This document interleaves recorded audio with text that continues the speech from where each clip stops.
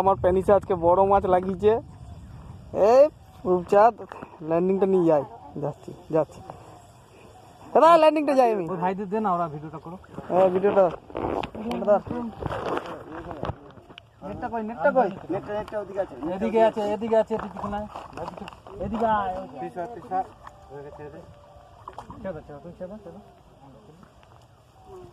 আমাদের এইটাই মজা। ওখান থেকে খুললে ছেড়ে ফেলবে না না, উপরে নিয়ে আসি, উপর দিয়ে লাল মনে হচ্ছে তো।